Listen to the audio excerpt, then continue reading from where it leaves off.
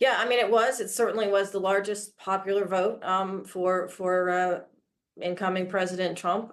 And it was certainly an indication that it was ultimately, with all the issues that were involved, about economics, about those kitchen table economics across the United States. Nearly every county that consolidated for Trump or flipped was feeling more inflationary impact relative to wages than they had 4 years earlier. And so the old Reagan question that Trump posed as well, are you better off than you were 4 years ago? And a lot of the consolidation around the campaign was that people said, no, we're not.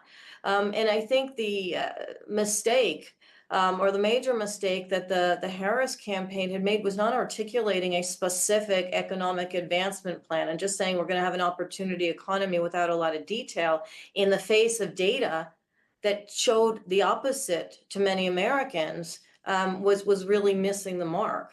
Nomi, it is a debate of inflation versus growth, isn't it? A long shot of inflation. Even though we retreated from those highs, we still had a problem in the electorate. I heard a comment on a rival news channel as someone was interviewed saying, look, the economy in recession. It's like, what? The economy is not in recession. And this wasn't even challenged. 2.8% clocked up in the third quarter. So what does the Trump administration now need to do? Do you think they're going to focus on growth or they're going to focus on inflation?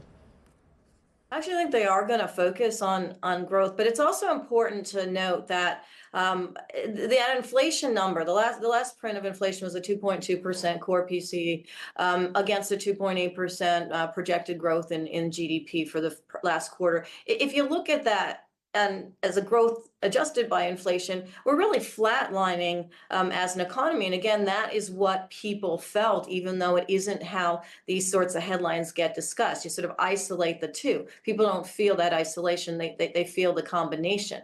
And so I think the Trump administration, and they didn't talk about this throughout the campaign, is going to have to also look very hard at the debt accumulation, the debt overhang, the cost of servicing debt, what that means to the growing deficit, what that means to the budget, and how projected tariffs are going to impact the actual cost of items coming into the United States that will potentially get passed on to consumers.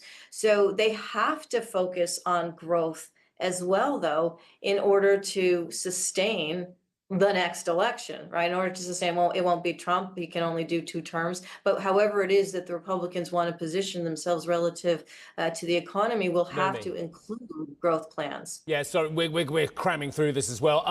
Americans are going to have to pay more for their interest rates on the back of this as well, given what you've just said about prospects of a global trade war. Treasury is around about 440 as on the 10-year benchmark as well. Is this going to stay the hand, not this time, but of whoever's in charge of the Fed going forward? And I say whoever's in charge as well, because that will be a big question going forward as well under Trump. Yeah, exactly. We'll definitely see that as a question. But yeah, the Fed's going to continue to lower rates in the front end of the curve. But yes, the back end of the curve is steepening, and that is an indication of concern about how tariffs are going to impact costs and inflation going forward, and that will incur greater cost of debt for the consumer, greater cost of debt for the country in the first at least few years of this administration.